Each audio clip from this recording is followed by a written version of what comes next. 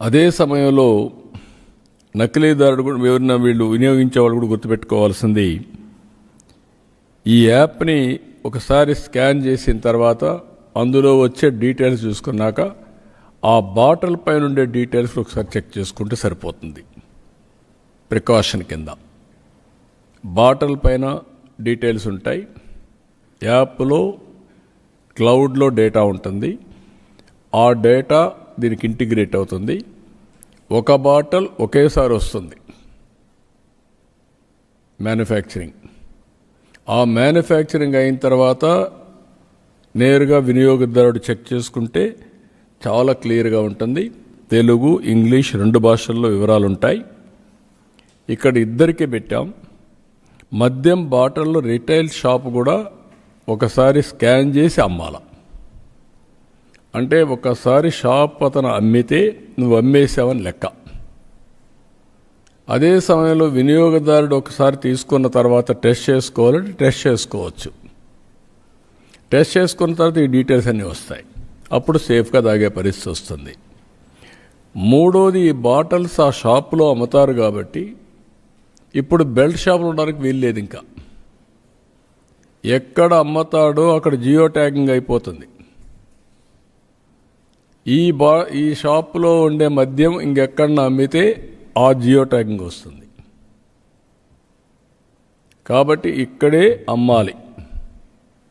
ఇక్కడ అమ్మినప్పుడు అక్కడ కూడా వాళ్ళకు వెసులుబాటు ఇవ్వడానికి రోడ్డు మీద తాగి లేనిపోని న్యూసెన్స్ ఉందని ఈరోజు పక్కనే పర్మిట్ రూమ్ ఇచ్చాం. దాని డబ్బులు కట్టుకుంటూ అక్కడే తాగేదానికి అవకాశం ఇచ్చాం. అక్కడే తాగొచ్చు, వెళ్ళిపోవచ్చు న్యూసెన్స్ లేకుండా. అదే సమయంలో ఇక్కడ తీసేపోయి వేరేది ఇక్కడ అమ్మితే కూడా నేరం. I'm very clear on that. కాబట్టి ప్రతి ఒక్క వినియోగదారు ఎవరైతే అమ్ముతాడో అమ్మే వ్యక్తి దీన్ని స్వాప్ చేసుకుంటాడు. ముందు స్వాప్ చేస్తే ఆ షాపు నుంచి అది అమ్మేసినట్టు లెక్క. ఎవరైతే కొంటాడో అతను కొన్న తర్వాత ఒకసారి స్వాప్ చేసుకొని ఏ బ్యాచ్లో వచ్చింది ఆ డీటెయిల్స్ చూసుకునే అవకాశం వస్తుంది. ఆ డీటెయిల్స్ చూపిస్తాం మీకు. అప్పుడు ఇంకా డౌట్ లేదు. పలాని రోజున మ్యానుఫ్యాక్చరింగ్ టైం కూడా ఉంటుంది దాంట్లో. మ్యానుఫ్యాక్చరింగ్ డే, టైం, బ్యాచ్, అదే మరి ఏ మ్యానుఫ్యాక్చరర్, ఏ ప్లేస్లో మ్యానుఫ్యాక్చర్ చేశారు, ఎవ్రీథింగ్ ఉంటుంది.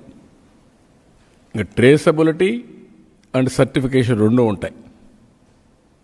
ఐఎమ్ టెల్లింగ్, సర్టిఫికేషన్ అంటే క్వాలిటీ సర్టిఫికేషన్, ట్రేసబిలిటీ అంటే ఎక్కడి నుంచి వచ్చింది. ఇది ఇక్కడ అమ్మకుండా వేరేది ఇక్కడ అమ్మితే నువ్వు ఎందుకు అమ్మావు, నువ్వు అమ్మాల్సింది ఆ షాపులో, అది కూడా జియో ట్యాగింగ్ ఉంటుంది. ఎక్కడ అమ్మావో అక్కడి నుంచి. ఇప్పుడు పెన్షన్లు ఇస్తున్నాం, మార్నింగ్ నాకు తెలిసిపోతుంది ఎక్కడి నుంచి అమ్మాడు, ఎక్కడిచ్చాడు, ఇంటి దగ్గర ఇచ్చాడా, వర్క్ ప్లేస్ అంటే నరేగా పనులు చేసి అక్కడ ఇచ్చాడా, హాస్పిటల్లో ఉంటే హాస్పిటల్లో ఇచ్చాడా, లేకపోతే వృద్ధాప్య హాస్టల్లో ఉంటే అక్కడ ఇచ్చాడా, దివ్యాంగులు ఉంటే ఎక్కడ హాస్టల్లో ఉంటే అక్కడ ఇచ్చారా, అన్ని డీటెయిల్స్ వస్తాయి. Same thing, they are eligible only to sell from shop. No belt shop is allowed. Belt షాప్లో కానీ అమ్మితే బెల్ట్ తీస్తా. I'm very clear. అందుకే ఈ యాప్ ఉపయోగపడుతుంది. అది అయిన తర్వాత ఎవరైతే వినియోగదారుడు ఉన్నాడో మీరు టెస్ట్ చేసుకోండి. ఇటీవల కాలంలో ఈ కుట్రలో భాగంగా మీరు ఒకసారి ఆలోచిస్తే శవ రాజకీయాలు చేయడం చాలా పెద్ద అలవాటు వీళ్ళకు. తండ్రి చనిపోతే 5 ఏళ్ళు శవ రాజకీయాలు చేశారు. ఆ తర్వాత 30,000 మంది అనారోగ్యం పాలై నాసిరకం వస్తే కనికరం లేకుండా ప్రవర్తించారు. జంగారెడ్డిగూడెంలో 27 మంది చనిపోతే ఎంక్వైరీ చేయాల, టెస్ట్ చేయాల, పోస్ట్ మార్టం చేయాల. అంటే ఒక బాధ్యతారాహిత్యంగా చేసి దాన్ని కూడా శవరాజకీయాలు చేసే పరిస్థితికి వచ్చారు.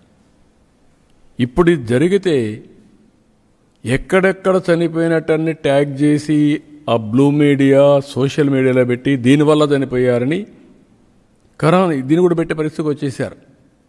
అంటే ఒక ప్యానిక్ రియాక్షన్ క్రియేట్ చేయాలి, రాష్ట్రంలో ఒక అలజడి రావాలి. అశాంతి రావాలి, దాని మీద వీళ్ళు రాజకీయం చేయాలి, శివ రాజకీయాలు చేయాలి. అందుకే చెప్తున్నా, జాగ్రత్తగా పనిచేయండి. ఈ శివ రాజకీయాలు ఎంతవరకు పోతున్నాయంటే వీళ్ళే ఈరోజు మళ్ళీ సిబిఐ ఎంక్వైరీ కావాలంట. సిబిఐ ఎంక్వైరీ అంటే 15 ఏళ్ళు, లాస్ట్ టైం 11 కేసులు ఉన్నాయి కదా, కాలక్షేపం చేయొచ్చు. అది వీళ్ళ యొక్క ఆలోచన విధానం. కోరస్ డెవలప్ చేశారు, మార్నింగ్ ఒకడు, మధ్యాహ్నం ఒకడు, సాయంత్రం ఒకడు. అంటే ఏమనుకుంటున్నారు మీరు? అంటే మీరు ఏం చేసినా జరిగిపోతుంది రాజకీయ ముసుగులో అనుకుంటే అది జరగదు. అది గుర్తుపెట్టుకోవాలి మీరు. చిత్తశుద్ధి ఉండాలి మీకు. చిత్తశుద్ధి లేదు, విచ్చలవిడితనం వచ్చింది, ఏం చేసినా జరిగిపోతుందని ధీమాకు వచ్చారు. ఆ ఆటలు సాగనిందని చెప్పి మరొకసారి హెచ్చరిస్తూ ఈరోజు అందరికీ విజ్ఞప్తి చేస్తున్న ప్రజలందరికీ, ఈ ప్రభుత్వం మీ యాస్పిరేషన్స్ ప్రకారం మీకోసం పనిచేసే ప్రభుత్వం. ఎక్కడా ఎవరితో లాలుచేపడం, తప్పు ఎవరు చేసినా ఎవరిని వదిలిపెట్టాం, తన మన అనే తారతమ్యం కూడా ఉండదు. అది కూడా చెప్తున్నా. ఎవరైనా సరే వ్యాపారం చేసుకోవాలంటే వ్యాపారం వరకే పరిమితం కండి, కానీ నకిలీ మద్యం వ్యాపారం పేరుతో ముసుగులో చేయాలంటే మాత్రం కబద్దార్, జాగ్రత్తగా ఉండండి. ఒళ్ళు కూడా దగ్గర పెట్టుకోండి. మీ ఇష్ట ప్రకారం చేసి తప్పించుకోవాలనుకుంటే మాత్రం అది జరగదు. అదే మార్గం వీళ్ళని అడ్డం పెట్టుకొని లేకుంటే ఇలాంటి వాళ్ళ ద్వారా కాన్స్పిరసీ చేయాలనుకుంటూ కూడా జరగదు. అది కూడా హెచ్చరిస్తున్నాం. టోటల్గా ఎవరైనా ఇలాంటి తప్పుడు ప్రచారం చేసినా వాళ్ళ ఆటలు కూడా సాగవు. వాస్తవం ఉంటే చెప్పండి, నేను బెల్ట్ తీస్తా. మీరు కావాలంటే ఫేక్ న్యూస్ పెడితే మీకు కూడా అదే గతి. Credibility of government is very very important. Credibility కాడ మీరు దెబ్బతీయాలని వస్తే మాత్రం నేను ఎవరిని వదిలిపెట్టను. ఆ విషయం వీళ్ళు గుర్తుపెట్టుకోవాల్సిన అవసరం ఉంది. ఇటీవల కాలంలో కొన్ని పెట్టి అన్నీ ఎన్క్వైరీ చేపిస్తాం. సోర్స్ ఆఫ్ ఇన్ఫర్మేషన్ ఎన్క్వైరీ చేపిస్తాం. ఇది మీ రాజకీయం కోసం చేసే కుట్రలో భాగం. ఆ విషయం మీరు గుర్తుపెట్టుకోండి. అది జాగ్రత్తగా ఉండమని హెచ్చరిస్తూ ఇప్పుడు డెమాన్స్ట్రేషన్ కూడా చేస్తాను. టెక్నాలజీ చాలా వరకు నా ఉద్దేశం కంట్రోల్ అవుతాయి. మ్యానుఫ్యాక్చరర్ దగ్గర నుంచి ఎంప్లాయీస్ కూడా చెప్తాను, మీరు కూడా జాగ్రత్తగా పనిచేయకపోతే మీరు కూడా ఇబ్బందుల్లో పడతారు. ఎక్సైజ్ డిపార్ట్మెంట్ అందరికీ చెప్తాను, మీరు కూడా తప్పు చేయాలన్నా చేయడానికి వీలుగాని వ్యవస్థను తీసుకొస్తాం. లాలూచీ పడితే మాత్రం మీరు కూడా ఎవరిని ఎక్స్క్యూజ్ చేయం, డెమాన్స్ట్రేట్గా చేసి కూడా చూపిస్తాం. ఆ విషయం వాళ్ళు కూడా గుర్తుపెట్టుకోవాల్సిన అవసరం ఉంది. డిపార్ట్మెంట్ మొత్తం అస్తవ్యస్తమైన డిపార్ట్మెంట్ని ప్రక్షాళన చేస్తున్నాం, ప్రక్షాళన చేశాం. అమలు చేసే వ్యక్తులకు కూడా చిత్తశుద్ధి అవసరం. మళ్ళీ ఆ వ్యవస్థని స్ట్రీమ్లైన్ చేసినప్పుడు ప్రతి ఒక్కరు కూడా మ్యానుఫ్యాక్చరర్ దగ్గర నుంచి ఏ క్వాలిటీ అని మీరు పారామీటర్స్ పెడతారో దాంట్లో డీవియేషన్ 0.01% వచ్చినా మీరు కూడా బాధ్యులు. మధ్యలో చెక్ చేయాల్సిన వ్యవస్థలు సరిగా చెక్ చేయకుండా క్వాలిటీ పారామీటర్స్ కానీ వైలేట్ అయితే అందరిపైన యాక్షన్ ఉంటుంది. అన్ని దిక్కలు కూడా చెక్ చేస్తున్నాం. చెక్స్ అండ్ బ్యాలెన్సెస్ అన్నీ పెడుతున్నాం, నాట్ వన్స్, వేరియస్ ప్లేసెస్లో. ఇవన్నీ ఎందుకు చెప్తున్నానంటే మళ్ళీ పేద ప్రజల ఆరోగ్యం, నాట్ ఓన్లీ పేద ప్రజలు, ఎవరు తాకపోతే అది ది బెస్ట్. తాగే అలవాటు దేశం అంతా వచ్చింది కాబట్టి, ప్రపంచం అంతా ఉంది కాబట్టి దీన్ని వీలైనంత వరకు కంట్రోల్డ్ అయిన వాతావరణంలో నేనే ఒకప్పుడు డబుల్ డిఎన్ఏ తీసుకొచ్చాను, ఎక్స్ట్రా న్యూట్రల్ ఆల్కహాల్. 2 times చేసే వ్యవస్థ 2004లో తీసుకొచ్చాం. అది తర్వాత దేశం అంతా కూడా అమలు చేశారు. మనం సిగరెట్ హానికరం అంటాం, టొబాకో హానికరం అంటాం. కొంతమంది టొబాకో తీసుకుంటున్నారు, అదే మరి లిక్కర్ కూడా అంతే. దాన్ని ఒక పద్ధతి, ఒక లెవెల్కు కానీ ఉండగలిగితే కొంతవరకు ఇది అవుతుంది. అది బియాండ్ వెళ్ళింది కాబట్టి ఇటీవల అయితే క్యాన్సరు, లివర్, లేకపోతే కిడ్నీ ఫెయిల్ కావడం, సో మెనీ సమస్యలు ఆ గవర్నమెంట్లో నాట్ 1 or 2